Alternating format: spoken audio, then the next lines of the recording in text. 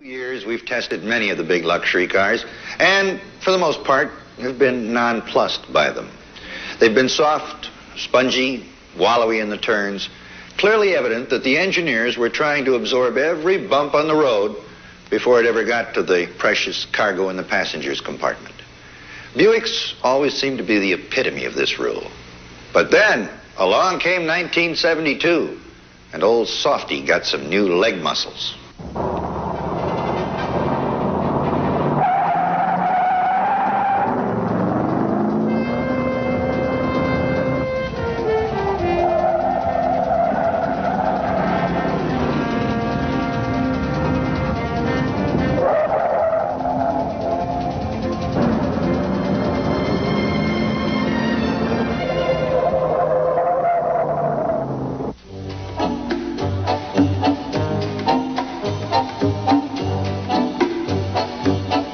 This is the Centurion.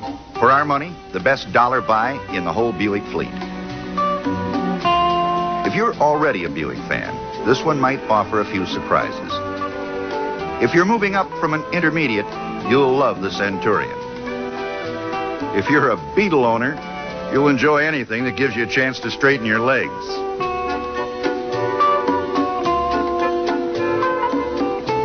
It all sets on a 124-inch wheelbase and is motated by this 455 cubic inch V8 detuned for 91 octane low lead gasoline, fed through a 4-barrel Rochester carburetor.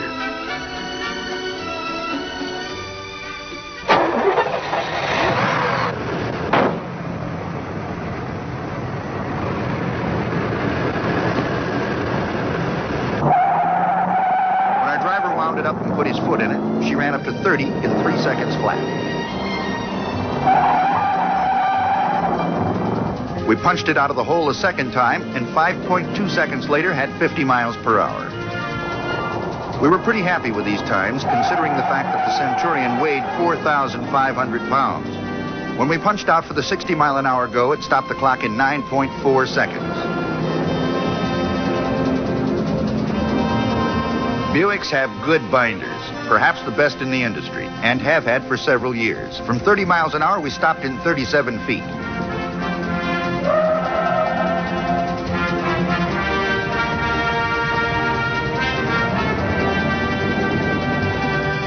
These stops were all made after about 20 minutes on the braking course. They were hot, and from 50 miles an hour, she shut down in 93 feet. Up front, they employ single piston discs. In the rear, vented drums. Brakes dissipated heat rapidly. Pedal fade was at an absolute minimum. All of our stops were made in a good straight line. Including this panic stop from 60, it took 204 feet.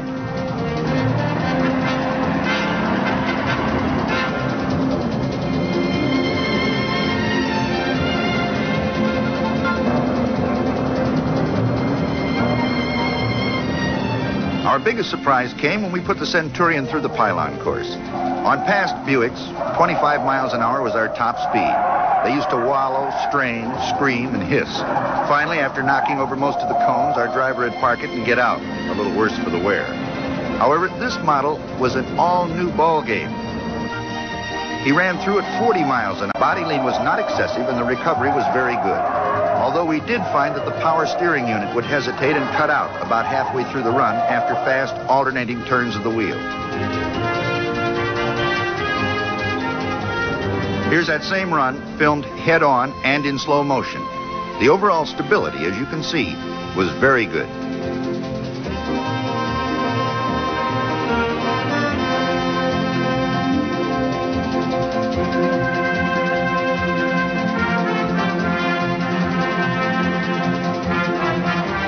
I don't ever remember being able to corner a Buick at the speeds we did this one.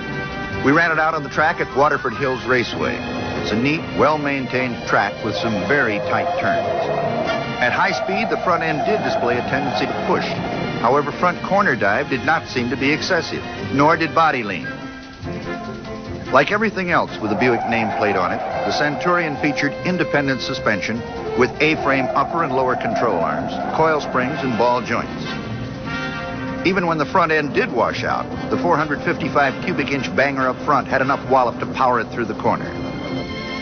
On the interior, it's quite luxurious, and the people space has been improved. From a styling standpoint, it's okay. But those engineers, they burned a lot of midnight oil to make this one the best Buick we've ever tested.